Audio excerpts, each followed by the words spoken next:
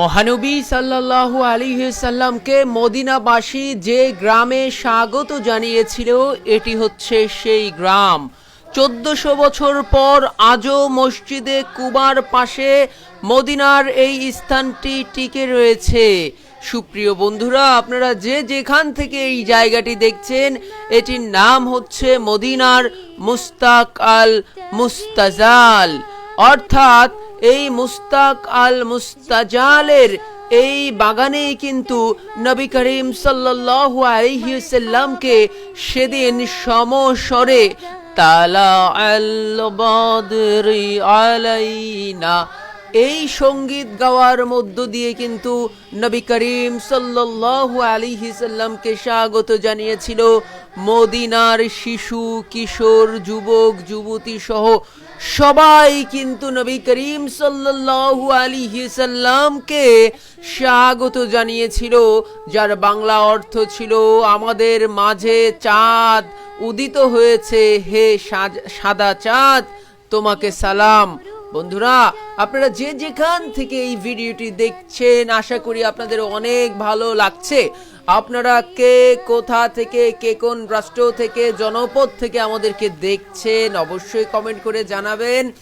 এই বাগানটির মালিক ছিল মূলত একজন আনসারি সাহাবী। দেখুন, নবী করিম সাল্লাল্লাহু আলাইহি সাল্লাম যেই বাগানে এসে মদিনার প্রবেশ পথে যেই খেজুর বাগানে এসে তিনি সর্বপ্রথম বসেছিলেন, এটি হচ্ছে ঐতিহাসিক সেই বাগান এবং এখানেই নবী করিম সাল্লাল্লাহু আলাইহি সাল্লাম তার সাহাবীদেরকে নিয়ে বিশ্রাম নিয়েছিলেন। সেই ঐতিহাসিক কুবা মসজিদের পাশেই কিন্তু এই বাগানটি রয়েছে, এই গ্রামটি রয়েছে। আপনারা যে যেখান থেকে এটি দেখছেন অবশ্যই বন্ধুরা আপনারা শেয়ার করে দিবেন। সেদিন আনসার সাহাবীরা নবী করিম সাল্লাল্লাহু আলাইহি সাল্লাম এবং তার সঙ্গী আবু বকর আল সিদ্দিকের জন্য অধীর আগ্রহে অপেক্ষা করছিলেন এবং দুহাত তুলে স্বাগত জানালো।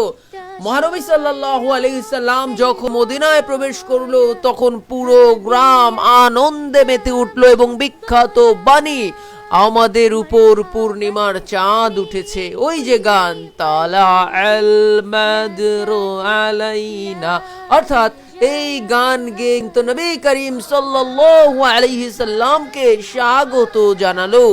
আবু বকর রাদিয়াল্লাহু তাআলা নবী সাল্লাল্লাহু আলাইহি সাল্লামকে সূর্যের আলো থেকে রক্ষা করার জন্য তার পোশাক দিয়ে ছায়া দিয়েছিলেন বলেই এই বাগানের নামকরণ করা হয় এবং এটিকে বলা হয় আতহাক কূপ। এখানে একটি কূপ রয়েছে, এই যে কূপটি দেখতে পাচ্ছেন এটি হচ্ছে আতহাক কূপ। মদিনাবাসী নবী করিম সাল্লাল্লাহু আলাইহি সাল্লাম কে এই কূপের পানি সেদিন পান করিয়েছিলেন।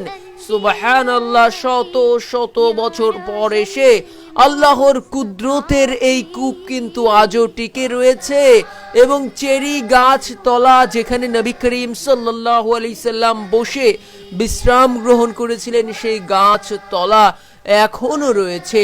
ইসলামের প্রথম নির্মিত মসজিদ কুবা মসজিদ, সেই কুবা মসজিদের পাশেই কিন্তু এই বাগানটি রয়েছে এবং এই বাগানটি বর্তমানে একটি ইসলামিক সাংস্কৃতিক কেন্দ্রে পরিণত হয়েছে।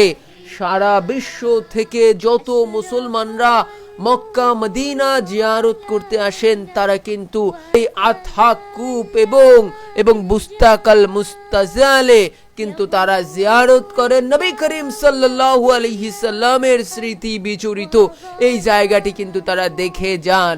বন্ধুরা, আপনারা কে কোথা থেকে এই ভিডিওটি দেখছেন অবশ্যই কমেন্ট করে জানাবেন এবং সেই সাথে ভিডিওটি ভালো লাগলে বন্ধুদের মাঝে শেয়ার করে দিবেন, এই প্রত্যাশা কিন্তু আপনাদের কাছে রাখছি।